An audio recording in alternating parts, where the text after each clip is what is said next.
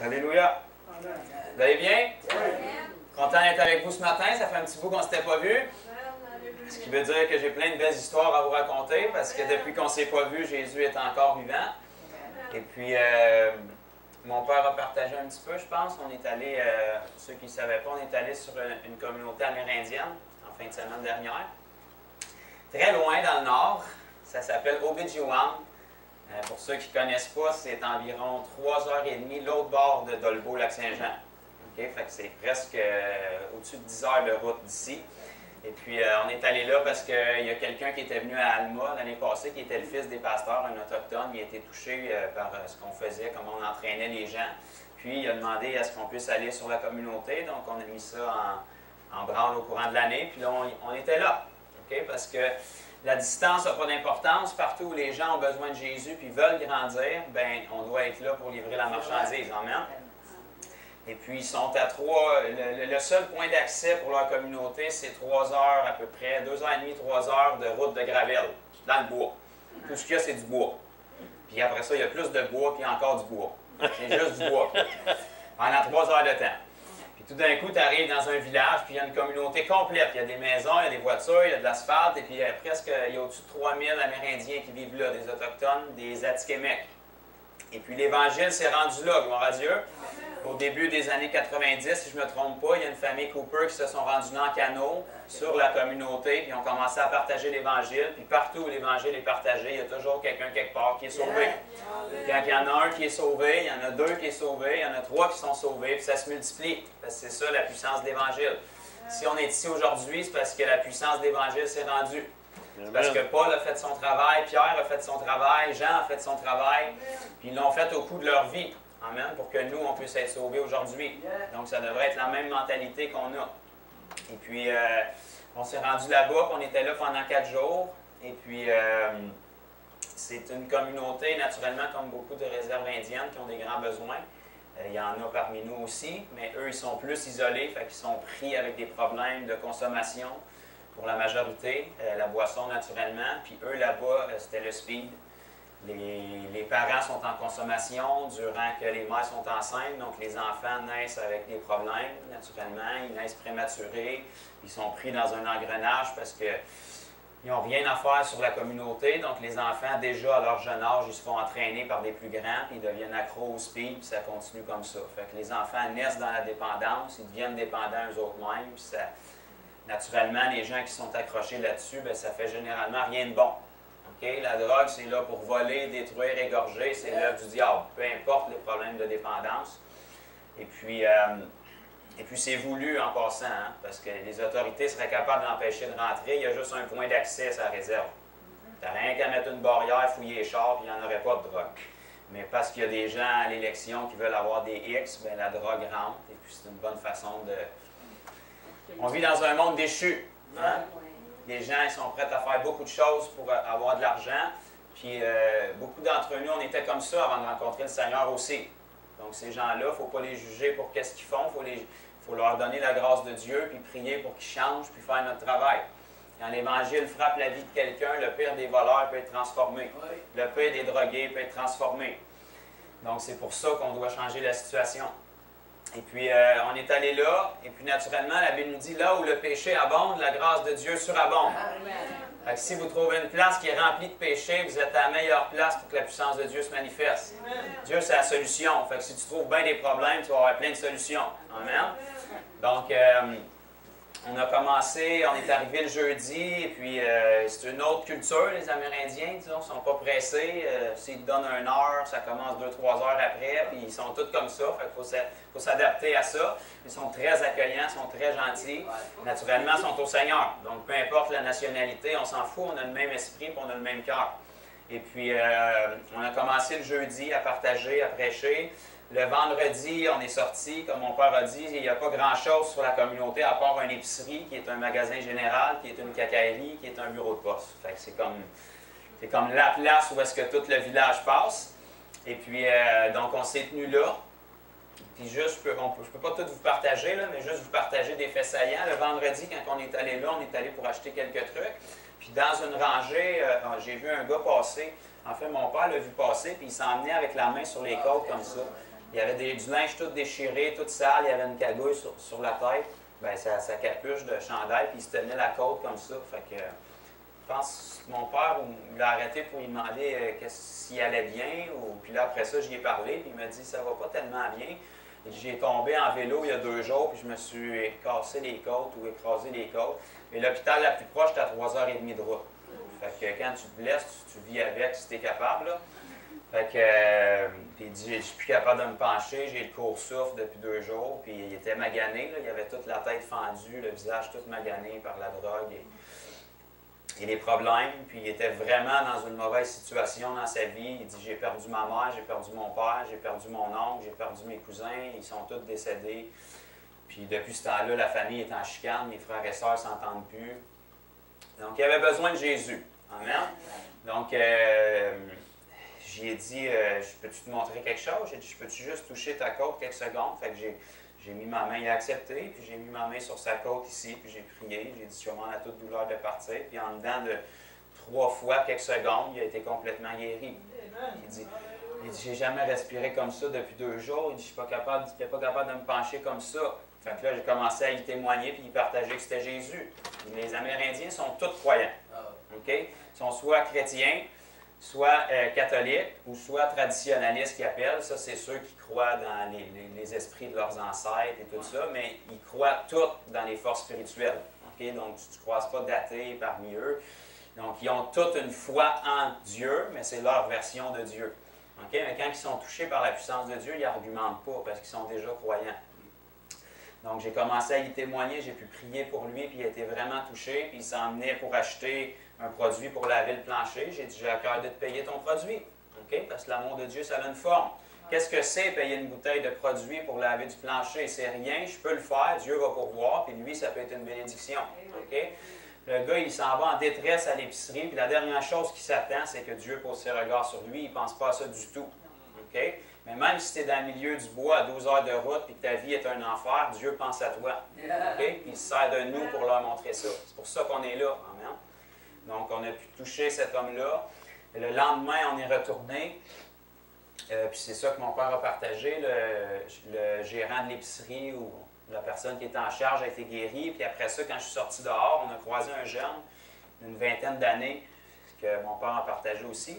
Quand on l'a croisé, le frère qui était avec moi, le fils des pasteurs, il m'a dit ça. Il dit c'est un jeune Daumatien qui s'appelait quelque chose comme ça. Il dit c'est un jeune qui a connu le Seigneur, mais parce qu'ils sont tellement isolés et qu'ils ont des problèmes de consommation, souvent à long terme, ils retournent dans le monde, ils se font influencer, ils se font entraîner. Puis c'était son cas. Fait que j'ai dit parfait, je vais aller le voir. Il était assis sur le trottoir en train de fumer une cigarette. Savez-vous que Dieu l'aime quand même si Dieu n'approuve pas ce qu'il fait? OK? Donc, je suis allé le voir, j'ai commencé à y partager, puis j'ai commencé à y témoigner. Puis j'ai demandé comment ça qu'il s'était éloigné, puis qu'est-ce qui se passait. Puis j'ai demandé s'il y avait des problèmes physiques, il n'y avait rien. C'était un jeune dans la vingtaine, il était en bonne santé selon lui. Et puis, avant qu'il retourne, je ne voulais pas le retenir parce qu'il était en pause, mais avant qu'il retourne, j'ai dit, je peux-tu prier avec toi? J'aimerais ça prier pour que Dieu vienne te toucher, puis te ramener à ton premier amour. Parce que les gens, souvent, qui s'éloignent, c'est des gens qui n'ont pas expérimenté Dieu. Les gens ils ont été touchés un petit peu par le message, mais ils n'ont pas vraiment expérimenté une relation personnelle avec Dieu. Ce qu'ils ont connu de la chrétienté, c'est de la religion. Il y a des bonnes valeurs, mais ça ne change pas leur vie assez pour qu'ils restent accrochés. Il a accepté que je prie pour lui, puis aussitôt que j'ai commencé à prier pour lui, il est tombé sur le trottoir, puis la garnotte devant l'épicerie où est-ce qu'on était, où est-ce qu'il y avait plein de monde qui passait. Puis là, il était là, qu'est-ce qui se passe? J'ai jamais vécu ça. Puis il était à terre. Puis quand j'ai continué à prier pour lui, là, il s'est mis à genoux. Puis il a fait des efforts pour commencer à vomir. Okay? Quand on connaît le Seigneur et qu'on s'en détourne, c'est la meilleure façon de se pogner un démon. Okay? Ou plusieurs démons. Okay? Ce n'est pas la seule façon, mais c'est une des très bonnes façons. Okay? Fait que si vous voulez des démons, faites ça. Je ne vous le conseille pas, là, mais c'est la façon d'en pogner. Et puis, il a essayé de se relever, puis aussitôt que j'ai prié pour lui, il est retombé encore à terre, puis il a encore fait des efforts pour vomir. Et puis là, en dernier, il était couché, puis là, il louait le Seigneur, puis il remerciait Jésus. Puis il dit, j'ai jamais vécu ça avant, dans toutes les années que j'allais dans les camp meetings, puis les rassemblements. Mais ça ne veut pas dire que quand tu y allais, tu avais des démons. OK? Mais là, si tu t'en es pogné, Dieu t'aime, puis il veut te libérer. Puis s'il fait ça, La Bible nous dit que quand un démon sort, s'il revient plus tard et il trouve la maison vide, il revient avec 7 plus méchants que lui. Okay? Quand Dieu te libère, c'est pour que tu te donnes au Seigneur. C'est pas un jeu. Arrête d'aller un pied à l'Église, un pied dans le monde. Il t'a libéré. Retourne avec le Seigneur. Okay? Ce que tu viens de vivre, mon grand, c'est juste pour te montrer ce que Satan a fait dans ta vie sans que tu t'en rendes compte. Là, il est juste devenu manifeste. Mais ces démons-là, ils détruisent la vie des gens par en dedans sans que les gens le sachent. Et puis, il a été vraiment touché. Il ne savait pas comment me remercier. J'ai dit, donne ta vie à Jésus pour de bon. J'ai dit, ça, c'est le meilleur cadeau que tu peux me faire. Et puis, le frère qui était avec nous, il le connaît naturellement, fait qu'il va continuer à prendre des nouvelles de lui pour s'occuper de lui. Le soir même à l'Assemblée, le vendredi soir, encore la même chose. Un autre jeune à peu près de la même âge que mon père partageait, qui a avancé avec sa copine. Lui aussi avait connu le Seigneur, mais il s'était éloigné. Puis là, il voulait se redonner au Seigneur. Puis aussitôt qu'on a prié pour lui, il est tombé. Les Amérindiens sont très sensibles. Là. Le plancher était couvert d'Autochtones. Aussitôt que tu les approches, ça tombe tout comme des mouches. Puis il est tombé, puis aussitôt qu'il est venu pour se relever, il s'est tout de suite mis à genoux, puis il a commencé à faire des efforts pour vomir. Puis,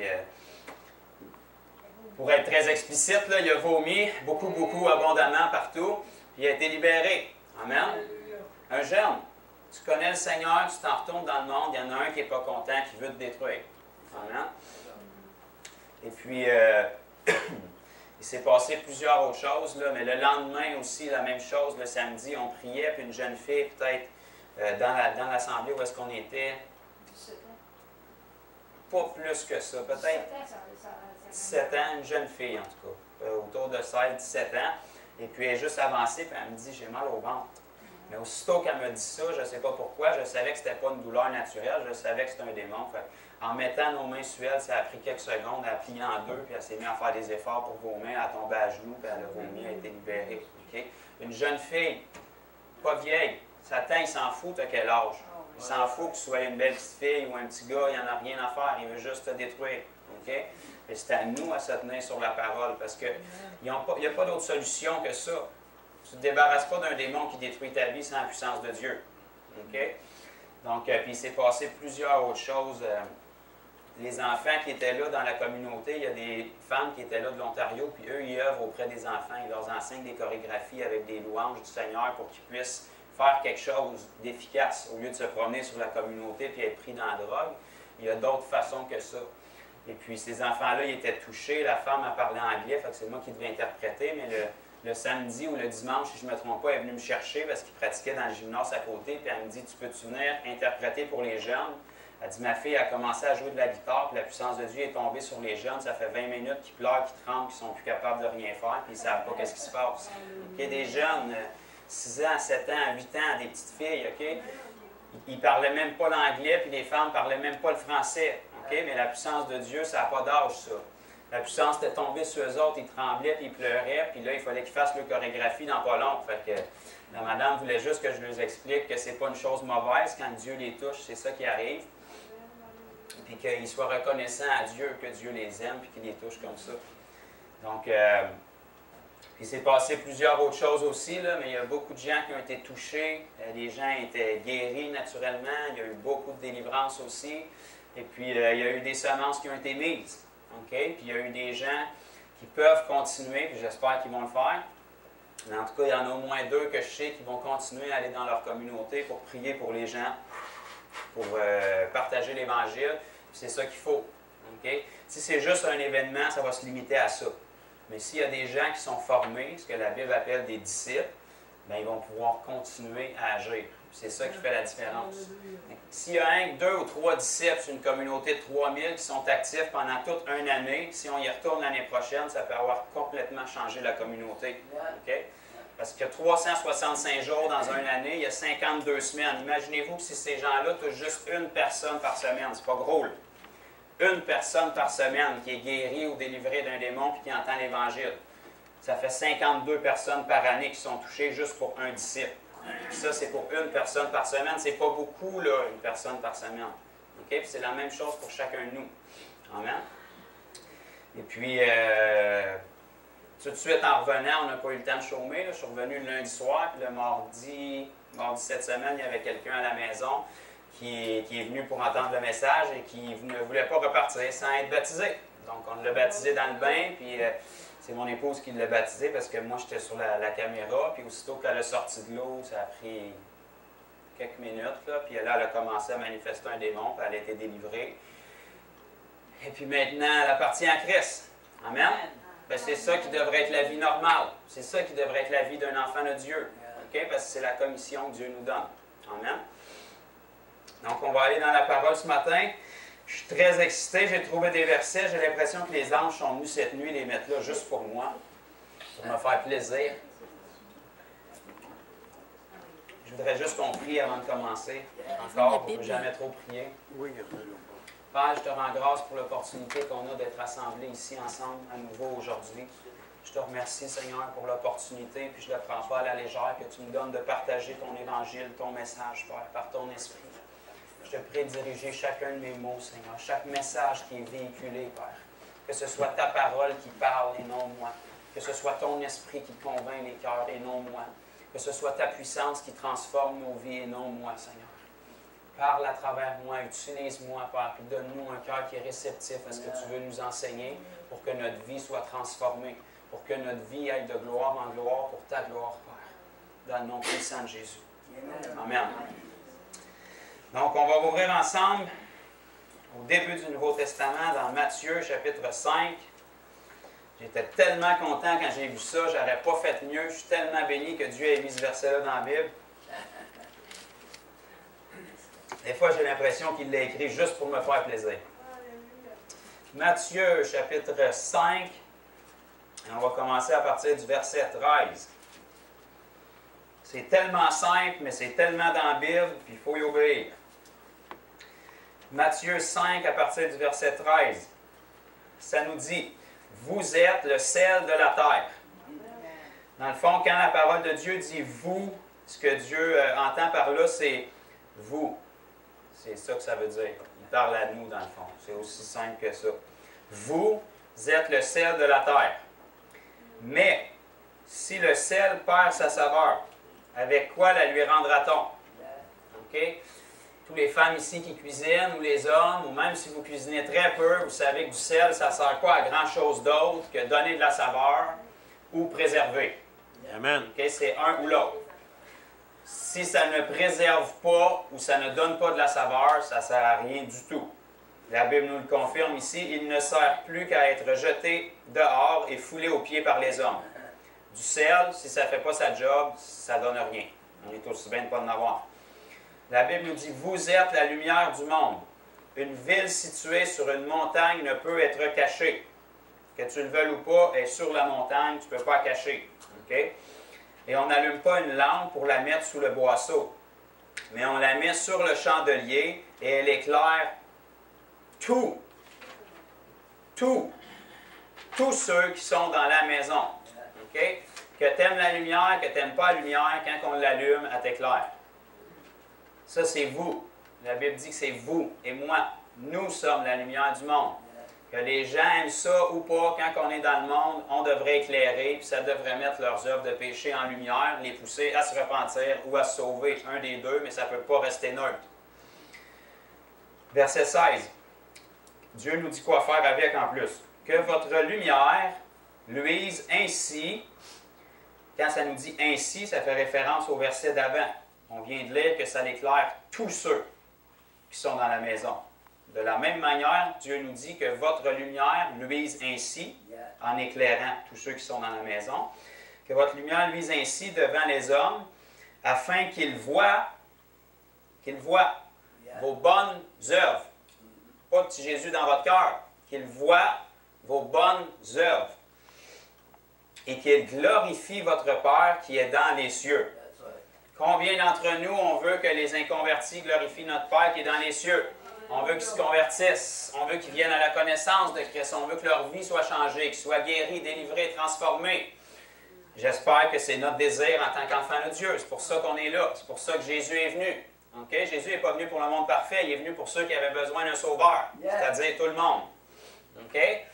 Donc, la parole nous dit ici au verset 16 que si on veut que les gens glorifient notre Père qui est dans les cieux et viennent à la connaissance de notre Dieu, ça va se faire seulement s'ils voient nos bonnes œuvres. Amen. S'ils voient. Il faut que ça soit visible. Si on veut qu'ils voient nos bonnes œuvres, il faut qu'on ait des bonnes œuvres dans nos vies. Ça fait-tu du sens? C'est trop simple, trop compliqué? Si on a des bonnes œuvres en abondance dans nos vies, les gens vont voir et ils vont glorifier Dieu. Comment est-ce que les gens peuvent glorifier Dieu pour des bonnes œuvres? Bien ça veut dire que nos bonnes œuvres doivent être des œuvres de puissance, pas seulement des œuvres naturelles. Sœur Françoise a partagé tantôt qu'elle avait à cœur éventuellement d'acheter la bâtisse pour pouvoir aider les gens démunis au sous-sol. C'est la volonté de Dieu. Si quelqu'un a faim, il faut qu'on le nourrisse. Si quelqu'un manque de vêtements, il faut qu'on l'aide, dans la mesure où on peut. Amen. Mais ça ne doit pas être que ça. Okay? Parce que la Bible nous dit dans 1 Corinthiens 4,20 que le royaume de Dieu ne consiste pas en parole, mais en puissance. Yeah. Ces choses-là sont bonnes, mais les gens du monde sont capables de faire ça aussi. Il y a plein de gens du monde qui font des œuvres charitables, pourtant ils n'ont aucune foi en Dieu. Il y a plein de gens du monde qui donnent de la nourriture, qui donnent des vêtements, pourtant ils n'ont aucune foi en Dieu. À plus forte raison, nous, on doit pratiquer ces choses-là, mais on doit avoir des bonnes œuvres qui sont plus que ça. Nos bonnes œuvres doivent être des œuvres de puissance. Okay? Guérir un malade, ça ne se fait pas sans la puissance de Dieu. Chasser un démon, ça ne se fait pas sans la puissance de Dieu. Voir quelqu'un sans la conviction, quand tu lui partages l'Évangile et qu'il est sauvé, ça ne se fait pas sans la puissance de Dieu. Aussi extraordinaire que c'est les miracles, et que j'aime ça, voir des guérisons, il n'y a pas de plus grand miracle que quelqu'un qui est sauvé. Okay? Pensez-y, là, c'est changer quelqu'un à sa nature même. Une guérison, ça peut s'imiter à la limite avec la médecine. La médecine peut faire beaucoup de guérisons que Dieu peut faire jusqu'à un certain point. Mais sauver quelqu'un, il n'y a pas un miracle de la science qui peut faire ça. Il n'y a pas aucune pilule qui peut venir changer la nature de quelqu'un, d'un cœur qui est rebelle à Dieu, endurci, le transformer, puis lui donner un cœur tendre qui est en amour avec Dieu. Ça, c'est le plus grand des miracles. Il n'y a pas une pilule qui peut faire ça, il n'y a pas une science qui peut faire ça, il n'y a pas une psychologie qui peut expliquer ça. Okay? Ça prend la puissance de Dieu. On doit, en tant qu'enfant de Dieu, avoir la puissance de Dieu dans nos vies pour produire des œuvres que les gens vont voir. Okay? Cette mentalité-là que Satan a voulu inculquer, surtout ici au Québec, que ta relation avec Dieu, c'est personnel. C'est intime, c'est dans ta chambre. Ta foi, c'est pour toi, c'est personnel à chacun. Ça a l'air très humble comme ça, mais c'est le pire mensonge d'Antéchrist. Ta foi, c'est pas personnel du tout. Ta foi est supposée de changer la vie des gens. Okay? Parce que tu es ici pour changer la vie des gens. Si Jésus avait une foi personnelle, on serait tous morts dans nos péchés aujourd'hui. Jésus, sa foi, il avait une relation avec son Père Céleste, mais sa foi, elle était manifeste. Jésus ne s'est jamais caché pour guérir un malade. Il ne s'est jamais caché pour chasser un démon. Il ne s'est jamais caché pour faire ses miracles. Pourquoi? Parce que les miracles sont là pour rendre témoignage à Dieu. Si on se cache pour faire ça, comment est-ce que les gens vont le savoir? Satan ne se cache pas pour faire les œuvres des ténèbres qu'il fait. Okay? Achetez le Journal de Montréal, rouvrez-les. N'importe quelle page, ça ne me dérange pas, vous l'avez en pleine face. Il ne se cache pas pantoute. Okay? Alors, regardez le programme sexuel sur l'éducation qui vient de rentrer dans les écoles, là, il ne se cache pas pantoute. Ça ne le dérange pas. C'est très ouvert. De plus en plus, c'est ouvert. Puis non seulement c'est ouvert, mais on vous force à l'accepter. Okay? Maintenant, si vous ne l'acceptez pas, vous êtes vu comme quelqu'un de fermé. Puis nous, il faudrait se cacher de notre foi. Nous, il faudrait prier seulement dans notre chambre. Nous, il faudrait être gêné de ce qu'on a. Nous, il faudrait avoir peur d'offenser les gens avec le message de l'Évangile. C'est préférable d'offenser les gens avec la vérité que de les regarder périr en enfer parce qu'on n'a pas voulu les juger. Okay? Jésus ne s'est jamais limité pour partager l'Évangile. C'est pour ça qu'il a été détesté partout où il allait. Donc, gloire à Dieu, si on fait la même chose, on va être détesté. C'est ça que la Bible dit, c'est ça qu'il faut. Si on n'est pas détesté, c'est parce qu'on se compromet quelque part. Okay? C'est parce que notre vie ne dérange pas, c'est parce qu'on se fond dans la masse. Un enfant de Dieu n'est pas supposé se fondre dans la masse nulle part. Il est supposé d'être différent. Il est supposé de penser à l'opposé de la culture et de notre société. Il est supposé de se tenir pour ce qu'il croit. Parce que la Bible nous dit que nos bonnes œuvres doivent être vues. Okay? Les paroles là, chrétiennes, ça ne touche pas beaucoup les gens. Vous pouvez leur lancer des versets bibliques à pas jeter sur eux autres. Ils n'y croient pas. S'ils y croyaient, ils seraient sauvés. Okay? Des fois, on a l'impression qu'on s'en va pour partager l'Évangile à quelqu'un puis qu'il faudrait qu'il soit d'accord avec nous autres. S'il était d'accord avec toi, il serait chrétien déjà. C'est parce qu'il est dans les ténèbres qu'il ne connaît pas le Seigneur. C'est sûr qu'il va s'opposer à ce que tu y annonces. Okay? Fait, des paroles contre des paroles, ça ne finira jamais. Ça prend quelque chose qui tranche. Ça prend la puissance de Dieu. Oui, la parole est vraie, elle doit être annoncée, mais ça prend une puissance pour la baquer. La Bible nous dit que Dieu confirmait le message des apôtres avec les signes qui l'accompagnaient. Pourquoi est-ce que les gens écoutaient les apôtres, qui étaient des hommes qui n'avaient pas, une grande renommée, puis pour la majorité, qui n'étaient pas instruits? Okay? Les apôtres, ce n'étaient pas des gens qui étaient extraordinaires pour leur époque, là. La majorité d'entre eux avaient des métiers séculiers. Un pêcheur, là, à l'époque de la Bible, là, à l'époque où est-ce que les évangiles ont été écrits, c'était pas quelqu'un qui était extraordinaire. C'était quelqu'un qui n'a pas tellement réussi à l'école, donc il poursuivait le travail que son père faisait généralement. Okay? C'est comme ça que les apôtres étaient. Mais pourquoi les gens suivaient ce qu'ils disaient et qu'ils se convertissaient par milliers? C'est parce qu'il y avait une puissance qui allait avec. C'est parce que leur vie était transformée. Les gens les avaient connus avant qu'ils rencontrent Jésus, puis maintenant ils les connaissaient remplis d'esprit et de puissance, même s'il n'y avait pas une grosse éducation et une grosse instruction. Okay? Parce qu'ils parlaient avec autorité. Quand tu connais ton Dieu, tu es capable de parler avec autorité. Pas parce que tu es arrogant, pas parce que tu juges les gens, mais parce que tu as confiance dans ton Dieu. Okay? Aujourd'hui, on garoche tout dans l'univers et on remet tout à Dieu. Ah, Dieu peut tout faire. Alléluia! Ça, c'est facile de dire ça, Dieu peut tout faire. On est des enfants de Dieu. Dieu t'enseigne un autre message. Dieu te dit que toi, tu peux tout faire en lui. Okay? Philippiens 4,13 nous dit « Je », pas Dieu, là, « Je peux tout par celui qui me fortifie. » C'est Dieu qui fournit la puissance, mais ce n'est pas lui qui fait tout, là. Nous autres, on est là, puis on dit « Ah, mais Dieu est souverain, il est en contrôle, ultimement. » Non, Dieu n'est pas en contrôle. Dieu est en charge, ultimement, mais il t'a donné le contrôle en tant qu'enfant de Dieu. Dieu t'a donné la responsabilité de prêcher l'Évangile. Dieu t'a donné la responsabilité d'imposer tes mains malades. Dieu t'a donné la responsabilité de chasser les démons. Pas Dieu qui est en contrôle, là. Il t'a remis le contrôle. C'est pour ça que l'apôtre Paul pouvait dire « Je peux tout par celui qui me fortifie. » Aujourd'hui, en 2018, si tu dis ça parmi les chrétiens, c'est presque un blasphème. Tu es arrogant, mon frère. Garde ta tête basse, tu es un pauvre pécheur, sans Dieu, tu n'es rien. Tu étais un pauvre pécheur, tu ne l'es plus, c'est fini. La Bible dit que tu es un saint, tu as été sanctifié, tu as été mis à part, tu es un fils de Dieu, tu as la vie éternelle, tu es un roi du monde à venir. Tu n'es plus un pécheur, tu n'es plus un moins que rien. Ça, c'est ta vieille identité, celle que tu n'aurais jamais dû avoir au départ. Dieu t'a restauré. Adam n'était pas un moins que rien. La Bible nous dit qu'il était à l'image et à la ressemblance de Dieu, en parfaite communion avec Dieu. Ça, c'est pas un chien, c'est pas un moins que rien, c'est pas un ver de terre, c'est un fils de Dieu. C'est ce qu'il a fait pour nous. C'est ça l'œuvre de la croix. Il ne faut pas penser que le sang de Jésus était assez fort pour annuler nos péchés, mais qu'il ne peut pas nous en libérer complètement. On est totalement des nouvelles créatures. 2 Corinthiens 5, 17 nous dit maintenant, ceux qui sont en Christ, toutes choses sont devenues nouvelles. Pas un petit peu, toutes choses sont devenues nouvelles. Une nouvelle créature. Dieu n'a pas perdu de temps à rénover notre vie de péché. Il est venu pour la crucifier. La Bible dit qu'on est mort avec Christ quand on est enseveli dans les eaux du baptême. La vieille nature est là, c'est fini, il n'y en a plus. On est ressorti en nouveauté de vie. Toutes choses nouvelles. Toutes choses, ça veut dire dans le fond, toutes choses. C'est aussi simple que ça. Pareil comme la parole tantôt disait vous, ça veut dire vous. Toutes choses, ça veut dire toutes. Tu peux le checker dans le grec, dans l'hébreu, c'est ça que ça veut dire. Dieu est simple comme ça. OK? Donc, si toutes choses sont devenues nouvelles, puis que nous pouvons tout par celui qui nous fortifie, mais ça veut dire qu'il va falloir commencer à tout faire. OK? Parce que Dieu nous a donné cette puissance-là. Il ne faut pas remettre ça dans les mains de Dieu. Tu sais, dire que Dieu peut tout, ça c'est facile, ça te déresponsabilise complètement. Si Dieu peut tout, assis-toi et regarde le show. Il n'y avait pas besoin de te sauver d'abord. OK? Dieu peut tout par toi. Amen. On va tourner dans Éphésiens ensemble. Éphésiens chapitre 2.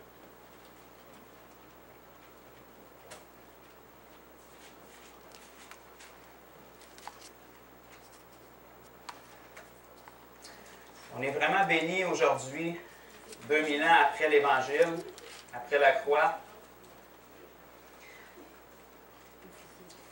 Une des doctrines que l'Église a très bien saisie aujourd'hui, qui est tout à fait vraie, qui est une bénédiction, c'est que le salut est par grâce. Amen. Pendant longtemps, c'était un problème, puis encore aujourd'hui, c'est encore un problème pour beaucoup de dénominations, que ce soit les Mormons, les témoins de Jéhovah, c'est toujours du salut par les œuvres. Nous, en tant qu'enfants de Dieu, on a saisi que ce n'est pas par les œuvres, c'est par la grâce qu'on est sauvé. Okay? C'est Dieu, dans sa grâce, qui est venu nous sauver. Il n'y a pas de bonnes œuvres que vous pouvez faire assez pour attirer la grâce de Dieu. Okay? Vous n'aurez jamais assez. Ce ne sera jamais assez bon. Okay? Éphésiens 2,8 nous dit « Car c'est par la grâce que vous êtes sauvés. » Alléluia! Ça, c'est une bonne nouvelle, parce que sinon, on serait tous perdus. Vous êtes sauvés par le moyen de la foi. Naturellement, on a notre part à faire. Placer notre foi en Jésus. Et cela ne vient pas de vous, c'est le don de Dieu. Donc, ça enlève toute ambiguïté. C'est la grâce de Dieu qui est venue nous sauver parce qu'on s'est repenti et qu'on a placé notre foi en Dieu. Dieu nous spécifie ici, ce n'est point par les œuvres afin que personne ne se glorifie. Donc, ce n'est point par les œuvres qu'on a été sauvés. C'est par la grâce de Dieu. Mais, d'habitude, on arrête tout le temps là. Ça, c'est le verset qu'on colle sur le frigidaire, sur nos bides, dans le char. Mais ça continue. Car nous sommes son ouvrage. L'ouvrage de qui? De Dieu. De Dieu. C'est qui l'ouvrage? C'est nous, c'est vous, c'est moi. Vous et moi, on est l'ouvrage de Dieu, ayant été créé en Jésus-Christ. C'est exactement comme on vient de partager. Meurt avec Christ, ressort en nouveauté de vie, toute chose nouvelle. On a été créé en Jésus-Christ. Qu'est-ce que ça dit ensuite? Pour de bonnes œuvres. Wow! Si vous ne savez pas pourquoi vous êtes ici, Dieu vient de révéler. Pour de bonnes œuvres. Puis ça ne s'arrête pas là. Juste ça, ça serait extraordinaire, mais Dieu nous donne un bonus. Que Dieu a préparé d'avance. Tu n'as pas besoin de creuser, tu n'as pas besoin de penser, ils sont prêts d'avance. Il te reste juste à les pratiquer, afin que nous les pratiquions. Wow! Pourquoi est-ce qu'on a été créé en Jésus-Christ? Pour des bonnes œuvres. Qui a préparé les bonnes œuvres? Dieu. Qui doit les pratiquer? Nous. Noir sur blanc en français. C'est aussi simple que ça. Nous sommes son ouvrage. À qui est-ce qu'on appartient? À Jésus. Okay? Cette idéologie-là qu'on a, parce qu'on vit dans une société démocratique, qu'on a des droits, c'est fini ça là. En Jésus-Christ, ce n'est pas de la démocratie. Jésus est roi, puis on suit. Tout ce qu'il dit, c'est oui et amen. Okay? On y appartient. On lui a donné notre vie. Il nous a rachetés. On était des esclaves du péché. Il est venu payer notre dette. Il nous a rachetés. Si on est ses esclaves maintenant, c'est pour lui qu'on vit, c'est pour lui qu'on travaille. On y appartient. C'est lui qui nous a recréés. Si tu ne veux pas ça, tu retournes dans ton ancienne vie, esclave de Satan. C'est aussi simple que ça. Si tu es en Christ, tu es son esclave maintenant. Voilà pourquoi il t'a racheté. Pour de bonnes œuvres. On vient de lire dans Matthieu 5 que c'est nos bonnes œuvres que les gens vont voir, entendre, qui vont faire, qui vont se tourner vers Dieu. Okay?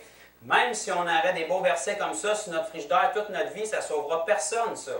Les gens n'en ont rien à faire de ce qu'il y a sur votre frigidaire ou sur votre plaque d'auto. C'est notre vie et les œuvres qu'on produit qui vont les pousser à se repentir. Parce qu'ils doivent voir quelque chose dans nos vies qu'eux recherchent dans la leur. Les gens recherchent à combler le vide en dedans. Il n'y a pas personne sur la planète qui a un problème de boisson. Ils ont un problème d'absence de Dieu qui comble avec de la boisson. Ils ont un problème d'absence de Dieu qui comble avec la drogue. Ils ont un problème d'absence de Dieu qui comble avec des femmes, qui comble avec des autos, qui comble avec des maisons. Le problème, ce n'est pas ces choses-là, c'est l'absence de Dieu dans l'homme.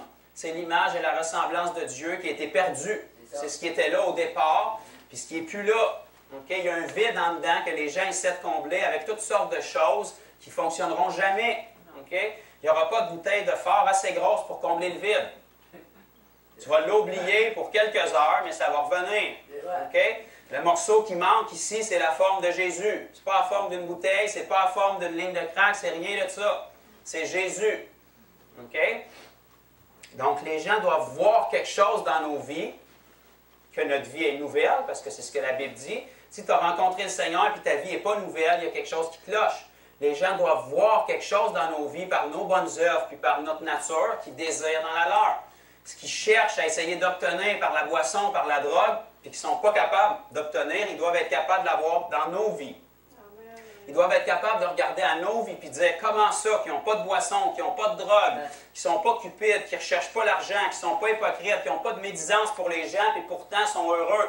Ils sont heureux dans l'abondance, sont heureux quand il y en a moins. Ils sont heureux quand on les persécute, sont heureux quand on les aime. Ils ne changent pas. Ils doivent vouloir qu'est-ce qu'on a, ils doivent le voir dans notre vie. Notre vie devrait créer une sainte jalousie en eux. faut qu'il le voie. Amen. On a été créé en Jésus-Christ pour de bonnes œuvres. On n'est pas sauvé par les œuvres. On a été sauvé pour des œuvres. Comprenez-vous la différence? On n'est pas sauvé par des œuvres, mais on a été sauvé pour des œuvres. On n'a pas été sauvé par la grâce pour rien, là. Si on est ici, c'est parce que Dieu s'attend à ce qu'on pratique les œuvres qu'il a préparées d'avance pour nous. Pas pour qu'on soit sauvé, parce qu'on a été sauvé. C'est simplement la plus grande forme de reconnaissance qu'on peut remettre à Dieu. Si tu es vraiment reconnaissant que tu as été sauvé, et que tu te souviens de quoi tu as été sauvé, bien, le minimum que tu peux faire, c'est faire toutes les œuvres qu'il a préparées d'avance pour toi. OK? Ça fait-tu du sens? Oui. On a lu tantôt dans Matthieu 5 qu'il nous comparait avec du sel. Si le sel ne fait pas ce pourquoi il a été créé, la Bible nous dit qu'il ne vaut plus rien. C'est clair, là, c'est direct la parole. Si un enfant de Dieu ne fait pas ce pourquoi il a été créé, même chose. Pourquoi tu es sauvé si ce n'est pas pour des bonnes œuvres? Pourquoi tu es sauvé si ce n'est pas pour représenter Christ? Ça fait réfléchir, n'est-ce pas? Si Dieu nous a sauvés et nous a donné un don précieux, qui est son esprit, et qui nous laisse ici sur terre pour être ses ambassadeurs, c'est parce qu'il y a des œuvres à faire à travers nous. Okay? On ne peut pas dire, ben là, ça dépend de Dieu, les voies de Dieu sont impénétrables, c'est Dieu qui est en charge. Non. Ça, c'est de l'Ancien Testament. Où c'est que tu vois que les voies de Dieu sont impénétrables? La volonté de Dieu, il veut que tu la connaisses. C'est aussi simple que ça. Il ne veut pas que ça soit un mystère. Okay? Il veut qu'on connaisse sa volonté pour qu'on puisse faire ce qui s'attend de nous. La Bible nous dit dans Hébreux 1, dépendamment des versions que vous avez, ça nous dit « Autrefois, Dieu a parlé à nos pères à plusieurs reprises et de diverses manières par les prophètes. Maintenant, en ces temps qui sont les derniers, ça c'est nous, on est dans les temps de la fin. Maintenant, en ces temps qui sont les derniers, il nous a parlé par son Fils. Il a parlé sa parfaite volonté par son Fils. Ça veut dire que les temps qui sont les derniers, c'est depuis 2000 ans. Ça fait 2000 ans qu'il a parlé ultimement à l'humanité et qu'il a révélé sa parfaite volonté en Jésus. Il n'y a plus de mystère, là. Connais Jésus, puis tu vas savoir exactement ce que Dieu veut. Jésus était la volonté parfaite de Dieu. Jésus était la théologie parfaite de Dieu. Tout ce que tu retrouves dans la vie de Jésus, c'est oui et amen pour Dieu. Jésus guérissait tous les malades, c'est oui et amen pour la guérison de tout le monde.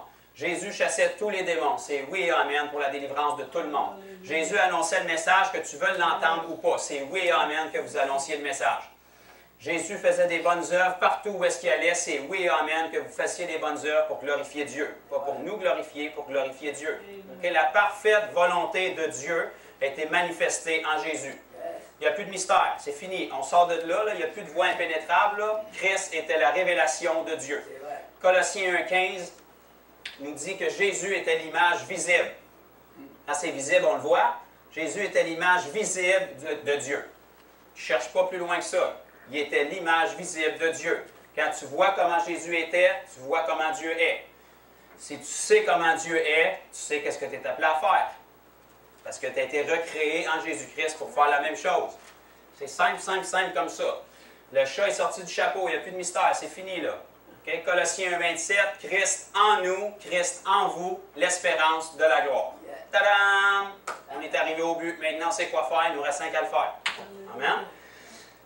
On va tourner dans Colossiens ensemble, chapitre 1.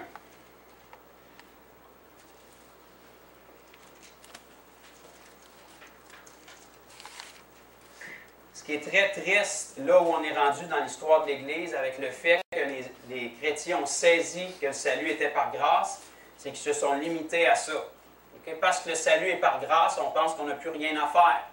On n'avait rien à faire pour le salut, à part se repentir. Mais une fois qu'on est sauvé, on a quelque chose à faire. C'est pour ça que Dieu nous a sauvés. Quand tu engages un soldat dans l'armée, tu t'attends qu'il va faire de quoi? Il n'ira pas à la guerre devant les armées ennemies, rester là et dire, ben, c'est l'armée qui est en contrôle, c'est mon général qui est en contrôle. Si quelqu'un s'en vient dessus avec une mitraillette, il ne restera pas là à dire, ben, c'est le général qui est en contrôle, c'est lui qui m'a engagé. Non. Mais qu'il voit la première balle siffler, je peux te garantir qu'il va faire de quoi. OK? Tu es à la guerre. On n'est pas des petits chrétiens qui sont ici, là, comme l'image qu'on a du ciel, là, que ça va être des bébés en couche qui jouent de la harpe en mangeant du Philadelphia. Ce n'est pas ça le ciel.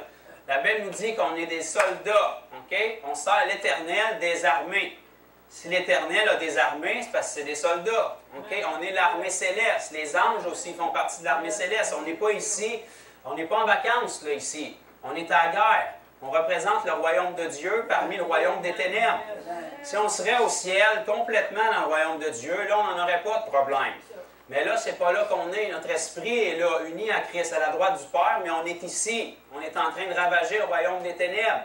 On est ici pour détruire les œuvres du diable. Donc, automatiquement, on est en guerre. OK? La meilleure façon quand tu es en guerre, si tu ne veux pas de problème, tu te caches. Tu ne dérangeras pas personne, personne ne va te voir, puis tu n'auras pas de problème. Mais tu ne feras rien de ta vie, parce que tu vas rester caché tout le long. Si tu veux faire quelque chose, puis que ça soit un accident, sors sur le terrain, marche d'un balle, puis d'un coup d'épée, puis là, tu vas voir que tu vas rester réveillé. OK? J'ai jamais entendu parler d'un soldat sur le terrain de bataille qui s'est endormi. OK? Marche d'un balle qui cille chaque bord, puis tu vas rester réveillé. Pourquoi est-ce que l'Église s'est endormie aujourd'hui? C'est parce qu'ils ne sont pas d'un balle. Ils sont cachés dans le clos, puis ils attendent. Ils attendent les renforts. Les renforts, ça fait 2000 ans qu'ils sont venus. Je ne veux pas péter la bulle de personne, il n'y aura pas d'autres renforts qui vont venir. Ton renfort, c'était Jésus. Il n'y en aura pas d'autres.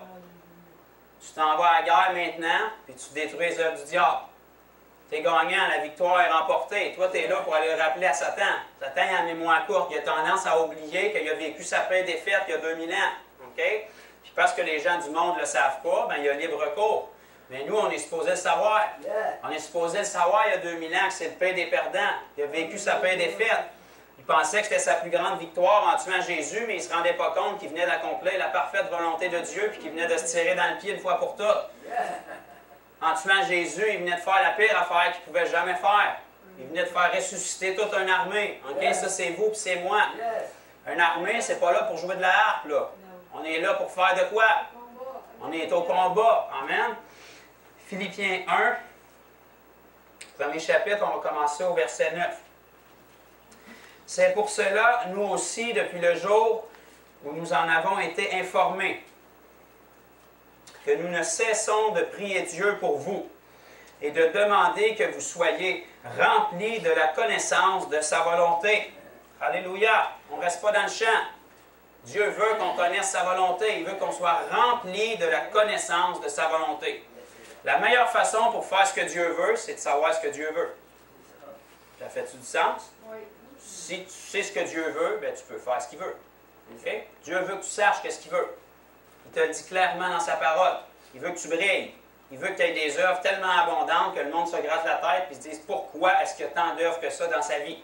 Pourquoi est-ce qu'il fait toutes ces choses-là? Puis c'est pas pour lui qu'il le fait, c'est tout pour glorifier Dieu. Pourquoi est-ce qu'il y a tellement de guérison? Pourquoi est-ce qu'il y a tellement de délivrance?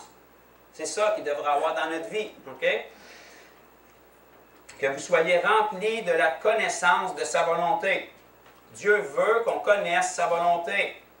Dieu veut qu'on sorte du clos et du cul-de-sac où est-ce que les voies de Dieu sont impénétrables. Dieu veut qu'on connaisse sa volonté. Si on sait ce que Dieu veut, on va pouvoir faire ce que Dieu veut. En toute sagesse et intelligence spirituelle. Okay? Regardez bien le verset 10. Pourquoi est-ce qu'il veut qu'on connaisse sa volonté?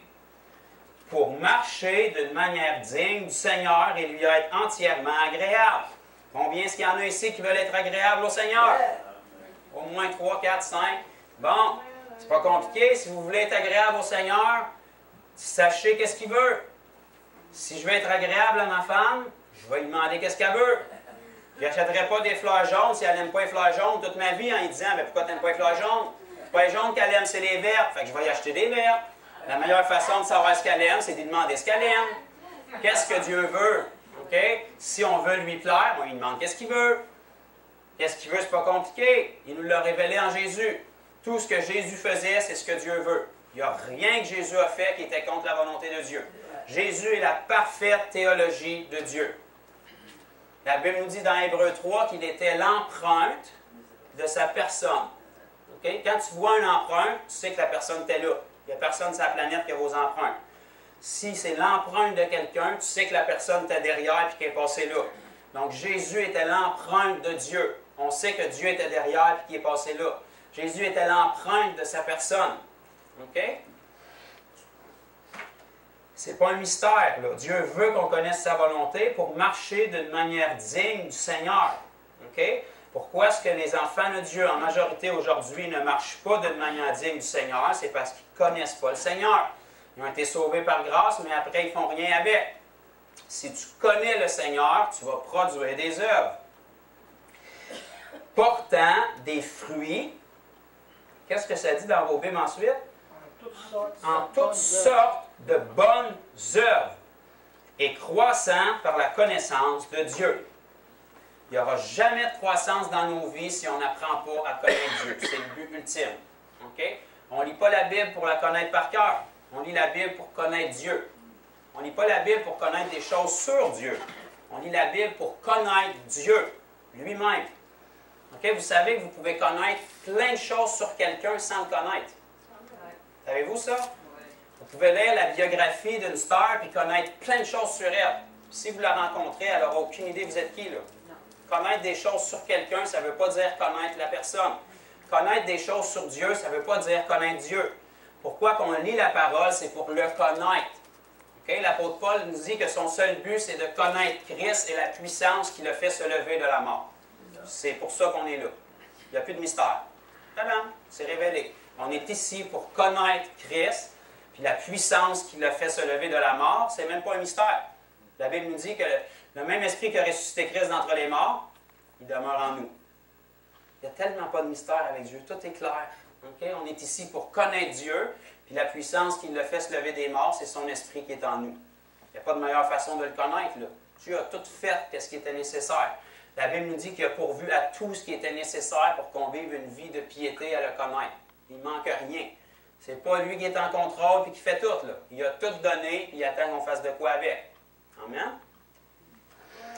Pour marcher d'une manière digne du Seigneur et lui être entièrement agréable, portant des fruits en toutes sortes de bonnes œuvres et croissant par la connaissance de Dieu.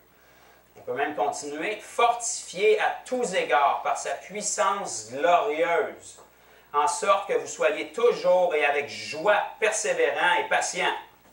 Wow, y a-t-il de la défaite là-dedans? Y a-t-il, je suis un pauvre pécheur, je marche la tête basse, je suis un chien, je suis un moins que rien? Je ne sais pas de où c'est arrivé dans la tête des enfants de Dieu, ça, mais ce n'est pas dans la Bible. La Bible nous dit fortifié à tous égards. Alléluia!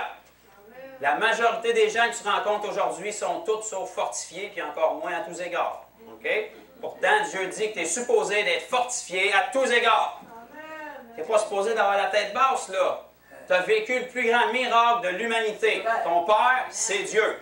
Yeah! Ça, c'est une bonne nouvelle. Tu es supposé d'être heureux. Tu étais supposé de non seulement mourir, mais périr pour l'éternité. Maintenant, tu ne mourras jamais. Tu as la vie éternelle, puis tu es en relation avec Dieu. Alléluia! Tu es supposé d'être fortifié avec une nouvelle comme ça. Fortifié à tous égards, par sa puissance glorieuse. Il pourrait te laisser battre de l'air, mais il te donne sa puissance glorieuse pour être fortifié. En sorte que vous soyez toujours et avec joie persévérants et patients. Il ne faut pas se surprendre qu'on ne voit jamais de gens qui sont dans la joie, ni persévérants, ni patients. OK?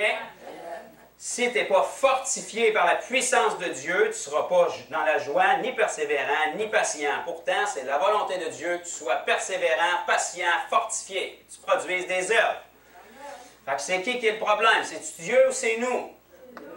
Alléluia! Première étape, c'est nous qui est le problème. On attend-tu que Dieu fasse de quoi? Parce qu'il est en contrôle, c'est Dieu qui décide, ses voies sont impénétrables, il ne faut pas être arrogant. Non, Dieu t'a donné sa révélation, il t'a donné sa puissance. Prends-les, faites quoi avec? Il n'y a plus rien à faire. Là. Jésus est allé s'asseoir à la droite du Père. S'il est allé s'asseoir, c'est parce que la job était faite. Pas parce qu'il est paresseux, là. S'il est allé se rasseoir, c'est parce que c'est complet, c'est fait. Avant d'aller s'asseoir, il a pris la peine de te le dire. Il ne voulait pas que ce soit un mystère. Il a dit « Tout est accompli ». Ça, dans le fond, là, tout, ça veut dire tout. Tout, ça veut dire qu'il n'y a rien qui est exclu de tout, parce que dedans, tout est là. Tout est accompli. Puis là, il est allé s'asseoir. Tout est accompli. Fait que qu'est-ce qu'il reste à faire? Si tout est accompli, bien, on fait des œuvres. Parce que tout est accompli. Il nous a sauvés par sa grâce, puis il a préparé des œuvres, puis il attend qu'on les fasse. Qui va les faire si on ne les fait pas? Personne. Il les a préparés pour nous. Dieu les a préparés pour nous. Puis il attend qu'on les pratique. Pourquoi qu'on doit les pratiquer? Ce n'est pas pour impressionner Dieu. C'est lui qui les a préparés, les œuvres. Il ne fera pas « Ah, wow! » Non, il les a préparés d'avance. Il sait exactement à quoi ça va ressembler. Il veut qu'on les pratique pour que les gens du monde fassent « Wow! » C'est ça qu'on peut faire quand on est en Dieu. On est capable d'être fortifié dans la joie, persévérant et patient, même quand ça va mal. Ça, c'est des qualificatifs que vous ne verrez jamais dans les gens du monde quand ça va mal. Vous ne trouverez jamais de patience, de persévérance, de joie quand ça va mal. Pourtant, ça devrait être dans la vie d'un enfant de Dieu. C'est ça qui va leur faire se gratter la tête et dire « Mais comment ça que ça va mal de même dans leur vie, puis qu'ils sont encore dans la joie, persévérants et patients, puis qu'ils font plein de bonnes œuvres. » Ils devraient s'occuper de leur propre personne puis se sortir de leurs problèmes avant de toucher les autres. Mais toi, tu sais que tu n'en as pas de problème. Tu as juste des solutions. Ton problème, ça fait 2000 ans qu'il est réglé. Quand même que Satan lancerait n'importe quel bâton en avant de tes roues sont plus grosses, tu les écrases, puis tu continues, ça finirait là. Les gens devraient regarder nos vies et dire, c'est incroyable.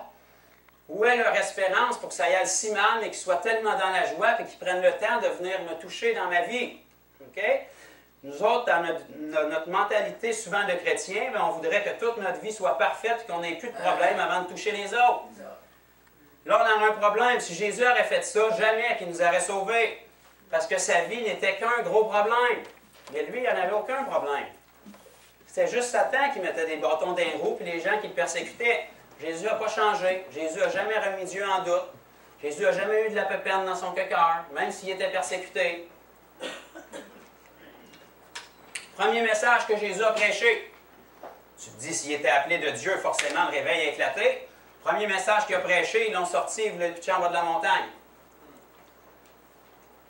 Si on transpose ça aujourd'hui, on se dirait, bien, clairement, c'est pas mon appel de prêcher. Regarde comment le monde a réagi. C'est pas comment le monde réagit ce qui détermine si tu es appelé de Dieu ou pas. C'est la parole de Dieu. Prêche la parole en toute occasion, reprends, censure, exhorte, annonce la bonne nouvelle, guéris les malades, chasse les démons, ressuscite les morts, purifie les lépreux, fais ta job, et Dieu va faire la sienne. Quand même que le monde entier serait contre toi, fais ta job, et Dieu va faire la sienne. Quand même que le monde entier serait contre toi, ils sont pas assez, parce que Dieu est de ton bord. La Bible nous dit, si Dieu est avec nous, qui sera contre nous? Montre-moi ton équipe. C'est juste ça que tu as? Ben, moi, j'ai Dieu. Fait que tu es insuffisant. Okay? Quand même que tous les démons de l'enfer s'en viendraient, c'est juste ça que tu as? Parce que moi, j'ai Dieu de mon bord. Quel démon est plus grand que Jésus? Je n'en connais pas encore. La Bible nous dit que tout ce qui a un nom va plier le genou dans le ciel, sur la terre et sous la terre. Démon, la grosseur qu'il a, la force qu'il a, comment est-ce qu'il crie, comment est-ce qu'il pue, j'en ai rien à faire, il va plier le genou. Okay? La Bible nous dit que les démons le connaissent et ils tremblent au son de son nom. Okay? Puis où est-ce qu'il est maintenant? Il est en nous. Ça veut dire qu'il devait trembler quand on est là. Okay? C'est pas aux chrétiens de trembler devant un démon. C'est aux démons de trembler quand on est là. C'est pas devant vous qui tremblent, c'est devant Jésus, vous le transportez. Quand eux, ils vous regardent, ils ne vous voient pas vous. C'est Jésus qui voit. Ils n'en ont rien à faire de vous. Okay? C'est Jésus qui voit en vous. Les démons, ils n'en ont rien à faire des gens qui détruisent. Ils en ont à faire contre ce qu'ils ont en eux. Okay? Chaque personne qui est aux prises avec des démons, c'est parce que les démons savent qu'en dedans de tout ça, il y a une valeur que Dieu veut restaurer. Puis si jamais cette personne-là a le malheur, ou plutôt la bénédiction de rencontrer Jésus, bien, elle va être restaurée et elle devient une menace pour eux autres. Fait qu'ils veulent le détruire le plus possible avant que cette personne-là puisse être sauvée. Puis une fois qu'elle est sauvée, bien, à plus forte raison, ils n'en ont pas contre la personne, mais ils en ont contre l'Évangile que vous avez en vous. Parce que vous avez la puissance de sauver tout le monde autour de vous, puis de guérir les malades autour de vous, puis ils ne veulent pas ça. Parce que vous êtes un ennemi, vous êtes un danger. Vous restreignez leur travail, vous détruisez leurs œuvres. La Bible nous dit dans Actes 10:38 que Jésus allait de lieu en lieu, faisant du bien et guérissant tous ceux qui étaient sous l'empire du diable. Combien s'y en guérissait? Toutes. Pas compliqué. Qu'est-ce que ça veut dire? Tout. Tout. Qu'est-ce que ça veut dire? Ceux qui croisaient. Tous ceux qui croisaient, bien, ils est touché. C'est aussi simple que ça. Voyez-vous comment Dieu n'est pas compliqué, puis que nous, on aime ça compliquer les choses, puis être hyper spirituel. Dieu, qui tu veux que je touche aujourd'hui? Tout le monde. C'est ça. Dieu, pour qui tu veux que je prie aujourd'hui? Tout le monde. Dieu, qui tu veux sauver aujourd'hui? Tout le monde. Car Dieu a tant aimé le monde. OK? Des fois, on pense que le verset dit car Dieu était tellement tanné, découragé, épuisé, puis à bout du monde. Non, car Dieu a tant aimé le monde qu'il a donné son Fils unique afin que quiconque. Quiconque, là, ça c'est quiconque. Ça veut dire drette ça. Pour qui tu veux que je prie? Tout le monde. Qui tu veux sauver? Tout le monde. Qui tu veux guérir? Tout le monde. Oui, mais mon frère, je sens que Dieu veut m'enseigner quelque chose par la maladie. Pourquoi tu vas chez le docteur d'abord? Tu marches contre la volonté de Dieu? Pourquoi tu prends des pilules contre ton problème d'abord? Ah, moi, c'est vrai, j'avais pas vu ça de même. Si Dieu veut t'enseigner de quoi par la maladie, pourquoi c'est fait que je te donne un système immunitaire qui a combat? Dieu s'est trompé dans l'ADN, il a fait une erreur, il dormait sur la switch, c'est quoi qui s'est passé là? OK? La volonté de Dieu est claire, elle est parfaite, elle est simple, mais parce que nous, on ne veut pas y obéir, bien souvent, on préfère rester à rien faire, mais on trouve des moyens détournés et des théologies. La cochonnerie, comme Dieu veut m'enseigner de quoi par la maladie, là, vous ne trouverez jamais ça dans la bouche d'un inconverti. Demandez à n'importe quel inconverti qu'est-ce qu'il pense de la maladie, puis il va vous dire c'est mal, j'en veux plus. Okay? Il n'y a pas personne qui veut rester avec sa maladie. Ça, il faut être venu à l'Église assez longtemps pour se pourrir les idées avec ça. Okay? Il n'y a pas personne dans le monde qui va raisonner comme ça. Okay? Ça, c'est des mensonges de l'ennemi pour garder les enfants de Dieu captifs. Okay? Il n'y a pas personne qui se dit Dieu me donne un démon pour qu'il m'enseigne quelque chose. C'est la même chose avec la maladie. C'est toutes des œuvres du diable. Dieu ne donnera jamais la maladie à quelqu'un pour enseigner de quoi. Qui ici donnerait une maladie à son enfant pour lui enseigner de quoi? Tu vas être assez logique pour trouver d'autres moyens que ça pour enseigner à ton enfant. Tu peux apprendre quelque chose par la maladie, mais ce n'est pas la façon que Dieu voulait. Tant mieux si tu l'as appris quand tu étais là, mais Dieu avait une façon bien plus grande et préférable à ça pour te l'enseigner. Okay? Donc, la volonté de Dieu, c'est la santé pour nos os. La Bible nous dit que Dieu, il s'appelle Jéhovah Rapha. C'est un de ses multiples noms dans l'Ancien Testament. Puis Jéhovah Rapha, ça veut dire le Dieu qui guérit. C'est toujours au temps présent. Le Dieu qui guérit.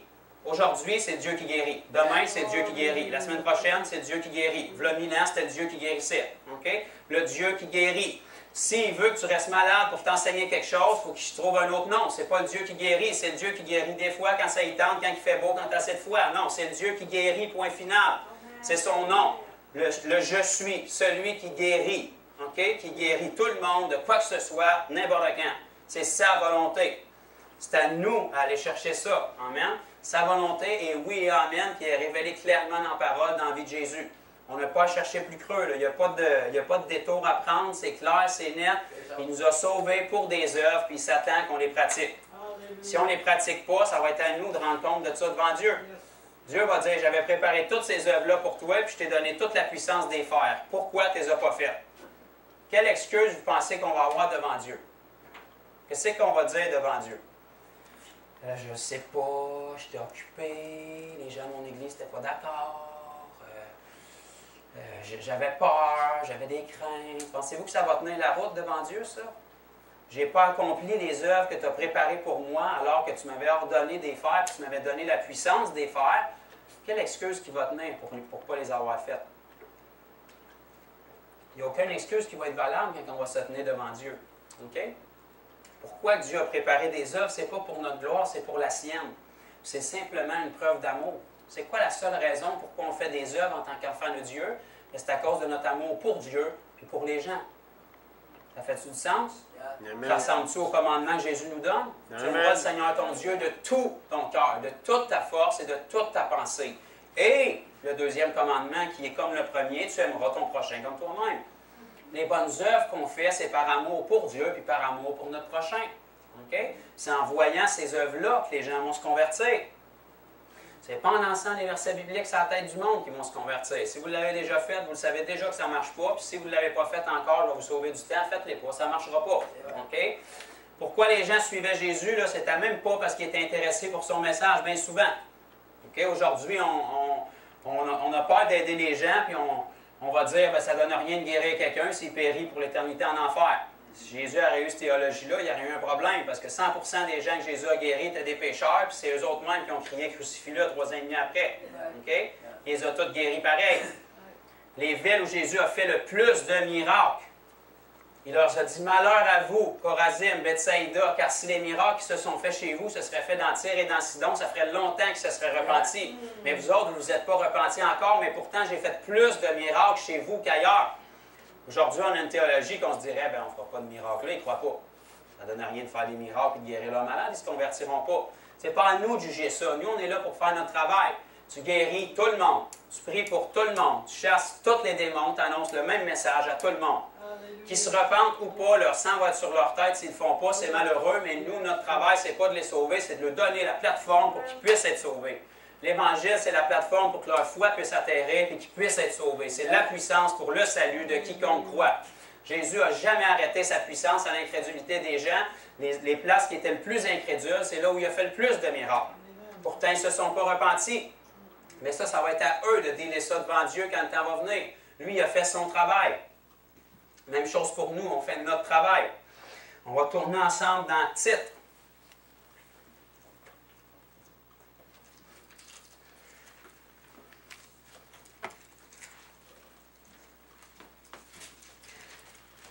Un petit livre, juste avant Hébreu, Tite, Philémon. Tite, chapitre 2. On va commencer à partir du verset 11. Je vais vous laisser un petit peu de temps, si vos pages sont collées. Tite, chapitre 2 et verset 11.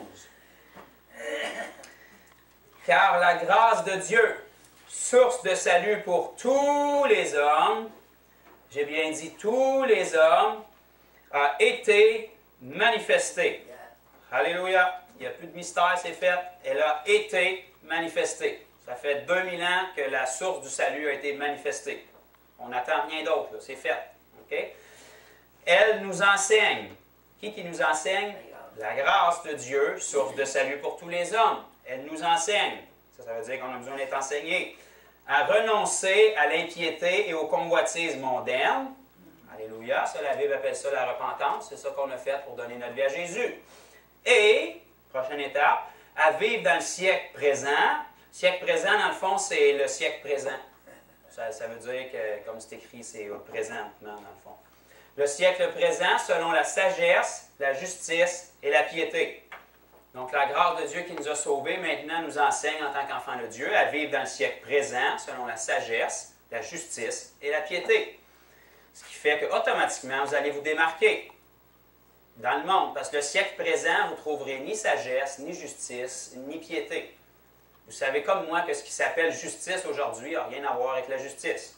Okay? La piété, vous ne trouverez pas ça dans le monde, puis la sagesse, elle est très, très manquante. Okay? Puis Satan ne se cache pas, là. Sa stupidité puis ses décisions insensées, il est publié devant tout le monde, puis on les voit à chaque jour avec nos yeux. Okay? En attendant la bienheureuse espérance et la manifestation de la gloire du grand Dieu et de notre Sauveur Jésus-Christ. Parce qu'il va revenir. Okay? Ce n'est pas un mythe, ce n'est pas une légende. C'est notre glorieuse espérance qui s'est donné lui-même pour nous afin de nous racheter de toute iniquité. Alléluia, ça c'est une raison pour être heureux, peu importe la température qu'il fait dehors. Et de se faire un peuple qui lui appartienne. Wow! Une autre bonne raison pour être heureux, on appartient à Dieu. Peu importe ce que les gens pensent, ça devrait être une bonne raison pour qu'on soit heureux.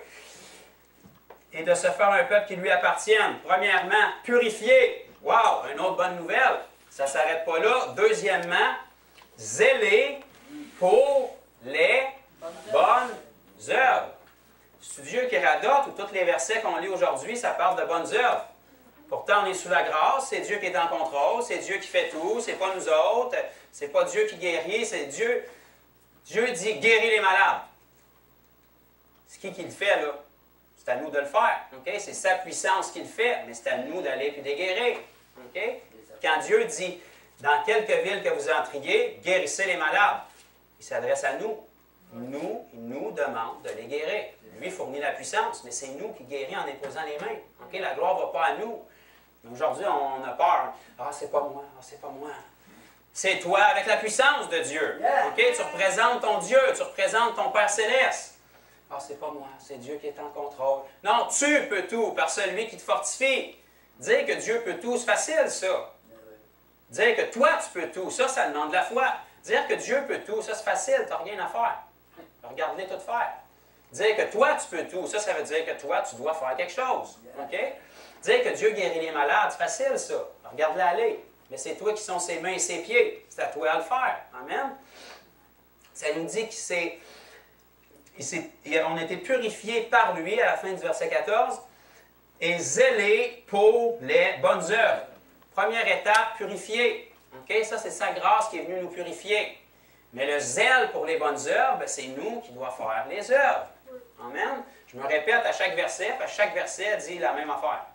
Fait que si Paul s'est permis de se répéter, je pense qu'on peut se répéter encore. OK? La Bible nous dit qu'il est salutaire pour nous qu'on répète la même chose, parce qu'on est des auditeurs oublieux. OK? Si on n'oublierait pas, on passerait notre vie à faire les bonnes œuvres. Au lieu d'attendre que Dieu les fasse, au lieu d'attendre que ça nous tombe sur la tête un jour, au lieu d'attendre que la puissance de Dieu tombe à l'épicerie à côté et que tout le monde soit sauvé, quand Dieu te dit de prendre tes papes et d'aller annoncer le message pour que les gens soient sauvés, au lieu de prier pour que la puissance de Dieu tombe quelque part pour que les gens soient guéris, Dieu te dit de prendre tes papes et d'aller les guérir. De prier pour que Dieu guérisse quelqu'un, ça veut dire qu'on prie pour aller guérir quelqu'un. On est son corps. Okay? La Bible nous dit qu'on est le corps de Christ. Il est la tête. La tête ne peut pas aller nulle part sans le corps, là. Ça fait-tu du sens? Si c'est le cas, ben, c'est passé un petit problème. Là. Probablement que okay, la tête est accrochée sur le corps. Fait que si la tête décide d'aller quelque part, il faut que le corps y aille. C'est vrai. Quand on dit Dieu touche ces personnes-là, ça veut dire Dieu, je vais aller toucher. C'est ça que ça veut dire. Sinon, on ne prie pas, là, tu perds ton temps. Okay? Si tu veux que Dieu touche telle personne, tu prends tes papes et tu vas la toucher. Si tu veux que Dieu guérisse telle personne, tu prends tes petites mains et tu vas les imposer dessus. Okay? Si tu veux que telle personne soit sauvée, tu prends ta petite bouche et tu vas y annoncer l'Évangile. C'est aussi simple que ça. Okay? Pourquoi tous les apôtres seraient morts en martyr si Dieu est en contrôle et il fait tout? Il aurait pu s'asseoir dans le temple à Jérusalem jusqu'en 70 qu'il soit détruit, puis il aurait pu brûler de l'encens et chanter ensemble. Pourquoi est-ce qu'ils ont donné leur vie pour la cause si Dieu fait tout? Non, Dieu fait tout par toi. Dieu fait tout par moi. Fait que si on veut qu'il fasse de quoi, il faut qu'on fasse de quoi. Si on ne fait rien, bien, Dieu ne fera rien. Puis là, on va dire, qu'est-ce qu'il fait Dieu? Dieu peut tout. Oui, mais s'il peut tout, pourquoi il n'y a rien qui se passe? Parce que tu ne fais rien. Okay? Il peut tout par toi. Dieu veut tout par toi. Sa volonté est claire pour que tu la manifestes. C'est oui et amen à tout ce que Jésus a dit si tu le fais. Si Dieu fait tout, pourquoi tout le monde ne sont pas sauvés? Parce qu'on a eu besoin de se repentir et de donner notre vie à Jésus. Okay? Dieu n'est pas venu te sauver soudainement, tout d'un coup, tu t'es levé le matin. Wow! Il t'avait oublié dans l'eau, puis là, il t'a trouvé dans le répertoire. Hey, j'ai oublié de sauver elle. Non! Tu es venu à Jésus, il a mis sa conviction sur toi. La Bible nous dit, Jésus a dit, personne ne peut venir à moi si le Père ne l'attire. L'Esprit travaille sur toi quand quelqu'un t'a annoncé le message. Si tu es venu à Jésus, c'est parce qu'à quelque part, quelqu'un t'a annoncé le message. Peu importe la façon que Dieu s'est pris, le message s'est rendu jusqu'à toi pour que tu puisses être sauvé. C'est l'Évangile qui nous sauve. Donc, si on veut que notre foi tombe dessus, il faut que quelqu'un nous l'apporte. OK? Dieu ne descendra pas du ciel pour te guérir, bien souvent. S'il le fait, c'est parce que quelqu'un, quelque part, a prié et intercédé pour que ça arrive parce qu'il ne pouvait pas se rendre jusqu'à toi. OK? Mais il y avait quelqu'un, quelque part, qui était là. À chaque fois que la puissance de Dieu est manifestée, c'est toujours dans la Nouvelle Alliance à travers un saint. Que ce soit à distance, que ce soit direct, il y a toujours un homme d'impliqué ou une femme. OK? Parce qu'on est le corps de Christ. C'est toujours nous qui est impliqués entre les deux. Pourquoi? Parce que c'est comme ça que Dieu se glorifie. Dieu vient confirmer le message qu'on annonce en passant par nous. Tu ne serais pas obligé de le faire, là, mais c'est comme ça qu'il a décidé de fonctionner. Il nous a placés ici pour être son corps, pour qu'il puisse toucher les gens par nous. Okay? Parce que s'il ne le fait pas, personne ne va croire dans notre message. Qu'est-ce qu'on a à apporter aux gens si on n'a pas de puissance pour la backer? Okay? On va apporter un message, puis le musulman va apporter un autre message, puis le bouddhiste va apporter un autre message, puis c'est toute la même affaire. Tu prends celle qui te convient le mieux. Puis généralement, tu prends ce que tu aimes dans un, puis ce que tu aimes dans l'autre, puis ce que tu aimes dans l'autre, puis tu te crées une petite religion à toi qui est confortable. Okay? Ça veut dire que tu te fais ton propre Dieu. Tu décides ce qui est bon. Mais c'est pas comme ça. Jésus a dit, je suis le chemin, la vérité et la vie. C'est pas toi qui décides le chemin, il est déjà tracé. Marche dedans ou pas. Si tu marches dans le chemin, ça va bien aller. Si tu en prends un autre, tu vas finir dans le flot. Point final. Okay? Reste dans le chemin, reste dans la vérité, reste dans la vie, puis tant qu'être dedans, fais-toi avec. Amen? On a-tu le temps? On va le prendre. 2 Timothée, chapitre 2, verset 21.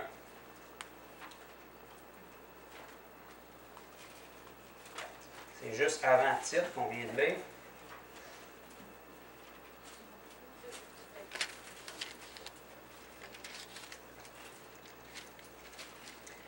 2 Timothée, chapitre 2, verset 21.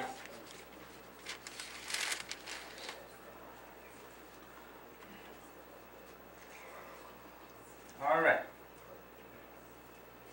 Si donc quelqu'un se conserve pur en s'abstenant de ces choses, ça c'est là où la majorité des chrétiens vont dire « Wow, en voilà une belle porte de sortie pour rien faire, je ne peux pas rien faire tant que je ne suis pas pur et que je ne suis pas parfait. Okay? » C'est pas ça que ça dit là. Si donc quelqu'un se conserve pur en s'abstenant de ces choses, il sera un vase d'honneur, sanctifié, utile à son maître, propre à toutes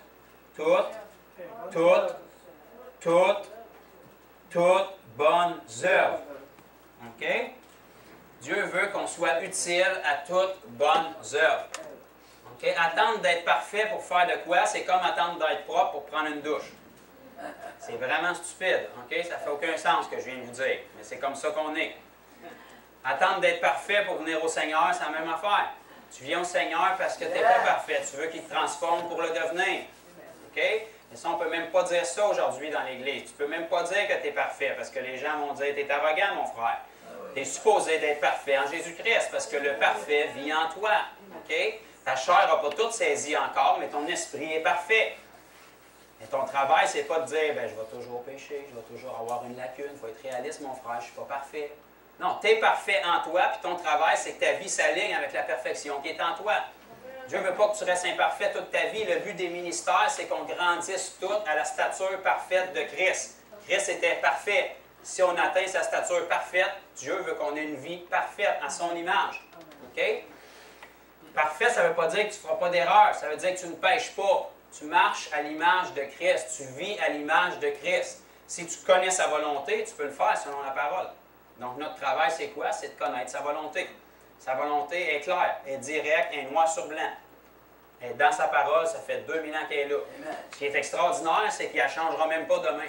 Tu rouvres ta Bible à la même place, ça va dire la même chose. Tu pourrais te jouer un tour et changer verset de place pour te garder actif, mais il ne le fait pas. La Bible, ça fait 2000 ans que Timothée dit la même chose. Ça fait 2000 ans que quand tu rouvres dans Romains, ça dit la même chose. La semaine prochaine, mec, tu rouvres, ça va être encore la même chose. Ça serait plate qu'on ait un Dieu bipolaire qui change la parole une mauvaise journée puis qui se dise, ben, au lieu de Jean 3,16 que ça dise car Dieu a tant aimé le monde, ben, car Dieu était tellement tanné qu'il en a puni une coupe parce qu'il le méritait. Pierre a le droit de le faire, mais c'est pas ça qui est écrit. Ça fait 2000 ans que la parole dit la même chose. Car Dieu a tant aimé le monde qu'il a donné son Fils unique. Point final. Qu'il y ait une mauvaise journée, qu'il pleuve, qu'il soit déçu par ses anges, qu'il soit déçu par ce que tu as fait, ça ne change pas la parole. Elle dit la même chose, puis elle va toujours dire la même chose. Sa parole est éternelle, son trône est établi. Dieu a élevé sa parole au-dessus de son nom. C'est la valeur que cette parole-là a. Donc, avant de dire que ça a été écrit par les hommes, puis que ça a été traduit, puis que ça a été modifié, pensez-vous que Dieu, qui a tout créé, n'a pas le pouvoir de conserver sa parole? Amen. Si c'est la façon qu'il a choisi de nous parler, il est capable de la conserver. C'est sûr qu'elle a été écrite par des hommes, les singes ne savaient pas écrire. Ils ne savent pas encore non plus. Okay? Fait qu'il a pris des hommes. C'est sûr qu'il guérit par des hommes et des femmes aujourd'hui, parce que les singes ne savent pas prier pour les malades, fait qu'ils passent par nous. C'est sûr qu'il fait de la délivrance par nous aujourd'hui, parce que les singes ne font pas de délivrance. C'est souvent eux autres qui en ont besoin. Okay? C'est sûr qu'il annonce le message par nous aujourd'hui, parce que les singes ne parlent pas. Fait qu'ils passent par nous. Amen? C'est à nous à le faire. Il a passé par des hommes pour transcrire sa parole, puis il passe par nous pour toucher les gens. C'est comme ça. C'est la valeur qu'on a aux yeux de Dieu. Il nous a créés pour un but. Il ne nous a pas créés ici parce que ça faisait trop longtemps qu'il était au ciel avec ses anges, puis il était tanné de le voir à la face. Il s'est dit, je vais faire un autre race, puis je vais lui mettre des moustaches, des yeux, fait que ça va être nouveau, ça va être le fun. C'était pas ça le plan de Dieu, là. Il vous a créé pour un but spécifique. Ce n'est pas une erreur de parcours. Il n'a pas essayé de faire une nouvelle sorte d'ange, puis tout d'un coup, Adam est arrivé, puis il a fait « What? » Non. Vous étiez prévus dans le plan de Dieu. On était une race que Dieu a prévue pour un but. C'est ça que ça veut dire, sanctifié et saint. Ça veut dire qu'il nous a pris, il nous a mis à part pour un temps spécifique, pour un but spécifique, pour une tâche spécifique. Chaque enfant de Dieu, c'est ça qu'on est. On a été sanctifiés puis mis à part pour un but spécifique, pour un temps spécifique, pour une tâche spécifique. Puis même ça, ce n'est pas un mystère. Vous savez exactement pourquoi il vous a mis à part. qui vous a mis à part pour les temps de la fin, si vous êtes vivant aujourd'hui. Si vous n'êtes pas vivant, on va prier pour vous, mais si vous êtes vivant aujourd'hui, puis vous êtes un enfant de Dieu, il vous a mis à part pour les temps de la fin, 2018, pour un but spécifique, annoncer l'Évangile, à qui? À tous. Guérir les malades, qui? Toutes. Chasser les démons, où? Toutes. C'est pour ça qu'il vous a mis à part dans un temps spécifique, pour un but spécifique. Pour que vous commenciez à établir son royaume sur terre, parce que, qu'on le veuille ou non, il s'en vient. Il n'y a personne qui va arrêter le royaume de Dieu de s'établir sur terre. Okay? Nous, on est là juste pour en sauver le plus grand nombre et que le nombre soit atteint avant qu'il arrive. Point final. Okay? On veut qu'il y en ait le moins possible qui périssent. Dieu sait déjà d'avance le nombre qui est fixé. Pas parce que c'est lui qui l'a décidé, parce qu'il sait la décision que les gens vont prendre. Dieu sait qui va se repentir et qui ne se repentira pas. Mais il annonce le même message à tout le monde pour que tout le monde ait une chance égale. Okay? Dieu ne prend pas la décision pour les gens, c'est un Dieu d'amour. Il laisse le libre arbitre. Mais tout le monde a la même chance, la même opportunité. C'est l'importance qu'on a aux yeux de Dieu. Okay? On n'est pas des erreurs de parcours, on n'est pas des riens, puis Dieu est tellement grand, puis il est tellement puissant, puis nous autres, on est tellement petits, puis tellement infinis. Non, la Bible nous dit, qu'est-ce que c'est l'homme pour que Dieu pense à lui? C'est pas un tellement rien, puis un petit fini. C'est tellement extraordinaire, l'homme, pour que Dieu pense à lui. Il y a bien d'autres choses à quoi penser, mais il a pensé à nous. C'est la valeur qu'on a pour lui. On est sa création. Okay? De dire que l'humain ne vaut pas grand-chose, bien, ça veut dire que Dieu ne fait pas grand-chose quand il crée de quoi. Okay? Quand Dieu crée quelque chose, c'est un chef-d'œuvre. Okay? Le péché est venu scraper en cours de route, mais c'est un chef-d'œuvre. Okay? On contemple la création de Dieu dans son état déchu, des milliers d'années plus tard, puis on est encore émerveillé de voir ça. Okay? On est encore émerveillé de voir la nature qui grandit toute seule. Aussi loin que la science est rendue, il n'y a personne qui est capable de reproduire votre œil droit aujourd'hui. Il n'y a aucune machine qui peut faire ça. Il n'y a personne qui peut reproduire votre empreinte digitale. Pourtant, votre mère l'a fait en 9 mois sans penser à ce qu'elle faisait. Okay? Ça, c'est la puissance de Dieu. C'est la merveille de sa création. Puis ça, c'est des milliers d'années plus tard dans un état déchu. Okay? On n'a pas vu encore à quoi la nature ressemble quand elle est purifiée, avant sa chute. Okay? On n'a pas vu encore l'être humain dans son état glorifié, comme avant la chute. Okay? Mais ça s'en vient. Ça, c'est la gloire de Dieu. C'est l'importance que l'homme et la femme ont aux yeux de Dieu. Okay? Et il nous a restaurés pour un but, pour qu'on fasse quelque chose avec ce qu'il nous a donné, parce qu'on est les rois et les reines du royaume à venir. Vous n'êtes pas des moins que rien. Là. Il a besoin de vous. Vous êtes impliqués dans son gouvernement. Là. Vous êtes les maires et les mairesses du royaume à venir. Vous êtes les députés et les députesses du royaume à venir. Okay? Vous êtes quelqu'un. Okay? Mais c'est vos œuvres qui vont déterminer qu'est-ce que vous allez faire. Votre foi en Jésus-Christ détermine où vous allez passer l'éternité. Ciel ou lac de feu et de soufre. Vos œuvres déterminent comment vous allez la passer. Je vais recommencer ça parce que ça n'a pas eu l'air de rentrer. Votre foi en Jésus détermine où vous allez passer l'éternité. Au ciel ou dans le lac de feu et de soufre. Tes œuvres pour Jésus déterminent comment tu vas passer l'éternité. Parce que tout le monde ne sera pas égal dans le royaume de Dieu. On a le même salut, mais on n'a pas toutes les mêmes positions. Les anges, en ce moment, n'ont pas toutes les mêmes fonctions et positions, ni la même force, ni la même splendeur. Okay? Pourtant, ils sont toutes des créatures de Dieu. Même chose avec nous. La Bible nous dit qu'on n'aura pas tous la même éclat au ciel. Tu n'auras pas besoin de donner ton témoignage au ciel, tu vas le porter. Si tu brilles comme le soleil, c'est parce que tu étais dedans. Si tu brilles comme la lune, c'est parce que tu en as échappé une coupe. Si tu brilles comme une étoile, c'est parce que tu en as échappé une coupe de plus. Okay? C'est pas compliqué, là. La Bible dit qu'on n'aura pas toutes les mêmes fonctions au ciel. Il y en a qui vont régner sur 5 villes, 2 villes, une ville, puis d'autres qui ne régneront pas pantoute. Okay? Tu es quand même au ciel, c'est quand même extraordinaire. Mais pourquoi tu passerais à côté de quelque chose que Dieu te met disponible? On n'aura pas toutes les mêmes intimités avec Dieu au ciel, avec la présence de Jésus. Pourquoi tu passerais à côté? Pourquoi tu te tiendrais loin de Jésus quand tu as l'opportunité de passer l'éternité collée sur lui? Okay? Nos œuvres ici vont déterminer comment est-ce qu'on va passer l'éternité. Mais nous, on est dans une mentalité, « Ah, si moi je peux juste rentrer au ciel, juste être un humble serviteur, Alléluia, gloire à Dieu, je vais être béni, Amen. » Non, ce n'est pas la mentalité que Dieu te donne. Si Dieu met des récompenses, c'est parce qu'il veut te motiver. Okay? Il ne te motive pas pour ta gloire. Toutes les récompenses qu'on va avoir, c'est pour être avec lui. On va gouverner en son nom. Gloire à Dieu. On va être dans sa présence plus intime. Gloire à Dieu. Amen. On va briller pour sa gloire. Gloire à Dieu. Donc, c'est des récompenses qu'il nous donne, qui nous motivent pour lui. Amen. Donc, la morale de l'histoire, Dieu nous a sauvés pour des œuvres. Okay? Pas pour qu'on reste assis ici, parce qu'il y a des chaises bien plus confortables que ça au ciel pour vous. Okay? S'il nous sauve et il nous laisse ici, ce n'est pas pour qu'on consomme de l'air pendant tout le temps de notre vie, en attendant que Jésus vienne nous rechercher. Okay? Jésus ne vient pas nous rechercher comme une mission de sauvetage. Là. Du monde désespéré, tout amoché, qui ont survécu jusqu'à la fin. C'est pas ça le plan de Dieu. Là. Jésus revient chercher son épouse glorieuse.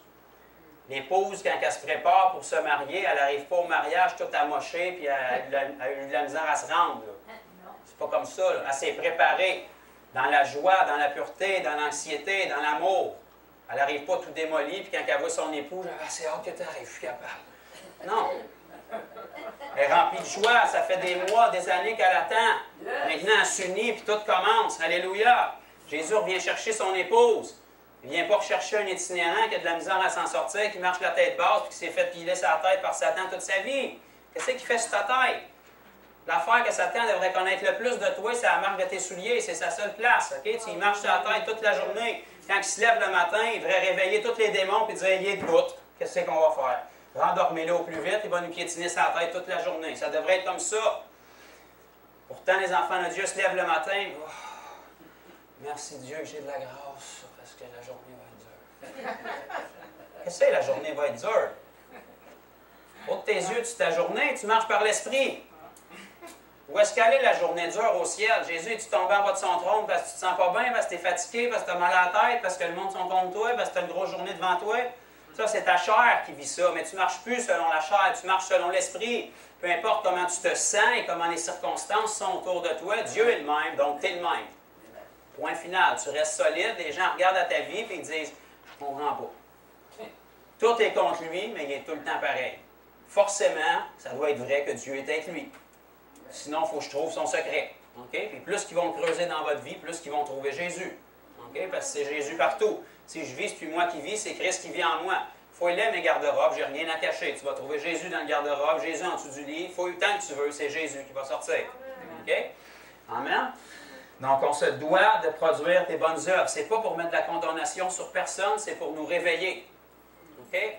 On le sait, tout le monde, que ça ne fait pas de sens que Dieu nous sauve et qu'on ne fasse rien avec. Okay? Mais souvent, on trouve des moyens pour se décharger. On dit que c'est Dieu qui est en contrôle, ou on remet la balle dans le camp des ministères. Okay? Vous savez, ce n'est pas le travail de l'évangéliste de sauver la planète. Tous les enfants de Dieu sont des évangélistes. Ils n'ont pas le ministère d'évangéliste nécessairement, mais sont évangélistes parce que si tu veux répondre à la grande commission, tu n'as pas le choix. Dieu a appelé chaque enfant de Dieu à annoncer l'Évangile, guérir les malades, chasser les démons. C'est la grande commission. N'importe quel évangile que tu cherches, c'est ça que tu vas avoir en parole. Tu as ça dans Matthieu 28, tu as ça dans Marc 16, c'est le même message. Tu as ça dans Luc 10, c'est le même message. Jésus a toujours envoyé ses disciples avec la grande commission, avec le même message. Donc, tu ne peux pas remettre ça sur le dos des gens qui ont des ministères, comme tu ne peux pas remettre ça sur le dos de Dieu. Dieu l'a mis sur le tien. Okay? Il a préparé les œuvres pour qu'on les fasse. On devrait être excité de découvrir c'est quoi les œuvres que Dieu a préparées pour nous. Depuis que j'ai commencé à faire les œuvres que Dieu a préparées pour moi, je suis excité. Okay? Pourquoi est-ce que je suis toujours victorieux? C'est parce que c'est le fun de trouver le cadeau que Dieu a en avant de toi. Tout le monde peut être contre toi, ça peut être la paix journée, mais Dieu est le même, puis il voulait toucher cette personne-là. Cette personne-là est touchée, transformée, même si toutes les circonstances autour étaient contre toi. Fait que là, tu réalises, on dirait bien que Dieu n'en sait plus que nos circonstances. On dirait bien que les circonstances n'ont rien à voir avec Dieu. Fait que tu peux marcher de gloire en gloire, puis à chaque jour, c'est tout le temps comme un nouveau coffre de jouets que tu rouvres. Puis là, tu découvres les œuvres que Dieu avait préparées pour toi, puis quand tu penses que tu as le meilleur jouet, tu en trouves un plus haut le lendemain. Tu dis, wow! Dieu, il y a tout le temps des choses de gloire en gloire, puis il cesse de t'éblouir constamment. Amen? Mais si tu ne joues pas dans le coffre, puis tu ne fais pas les œuvres, ben, tu marches dans une vie plate. Tu passes 30 ans avec ton petit hochet, puis tu te dis, ben, Dieu, tu aurais dû être plus original, mais ça me semble c'est plate. Okay? Puis il y a plein d'autres jouets dans le coffre, il attend juste que tu ailles fouiller dedans. Amen? Gloire à Dieu. Père, je te remercie pour la parole que tu nous as partagée aujourd'hui, Père. Je te remercie de nous instruire vraiment, que ça rentre en nous, et moi le premier, Seigneur, qu'on soit consumé par ce message-là, que ce ne soit pas une condamnation, mais que ce soit une forte conviction sur nos vies, Seigneur. Que notre façon de percevoir qui tu es, puis de percevoir notre but ici-bas sur terre soit transformée, Seigneur. Que notre mentalité de pitié et de s'apitoyer sur nous-mêmes soit transformée dans une mentalité de fils. Une mentalité d'enfant de Dieu qui peut tout par la puissance de son Dieu. Une mentalité d'enfant de Dieu qui n'a aucun problème, mais qui a des solutions dans toutes les situations, Seigneur. Que nos yeux soient placés sur toi et qu'on puisse rechercher les choses d'en haut et non celles d'ici-bas, Seigneur. Que peu importe les circonstances, les situations qui se passent ici-bas, nos yeux soient sur toi, puis notre mission reste la même. Notre cœur ne change pas, puis nos œuvres ne changent pas. Je te prie que chaque personne ici puisse avoir un feu brûlant en lui ou en elle qui les pousse à faire ces œuvres-là, qui les pousse à avoir faim et soif de découvrir les œuvres que tu as préparées pour chacune de nos vies, Seigneur. Qu'à chaque fois où tu manifestes ces œuvres-là par nous, Père, on soit ébloui de voir ta grandeur, de voir comment tu es tellement au-delà de nos limites. Tu es tellement plus grand et plus puissant que nos pensées, Seigneur Dieu. Qu'on arrête de mettre des limites à ta puissance, qu'on arrête de mettre des limites à notre capacité en toi, Seigneur. Qu'on fasse simplement croire que nous pouvons tout en toi, Seigneur. Il n'y a rien qui nous est impossible en toi. On commence à vivre avec cette mentalité-là et avoir des vies radicales, Seigneur, auxquelles les gens vont pouvoir regarder et vont être bouleversés par nous. Même s'ils n'aiment pas la façon dont on parle, la façon dont on agit, ta conviction va être sur eux parce qu'ils ne pourront pas renier les œuvres qu'on a dans notre vie. Ils ne pourront pas renier l'amour qu'on manifeste pour eux, peu importe comment ils peuvent être médisés envers nous, Père. Je te prie que ce feu nous consume, Seigneur, pour qu'on arrête d'être confortable, pour qu'on soit incapable de rester assis à rien faire, mais qu'il y ait quelque chose qui nous brûle, qui nous pousse à être toujours actif pour toi, parce qu'on veut te voir agir. Et c'est en agissant qu'on va te voir agir, Père. Dans le nom de Jésus.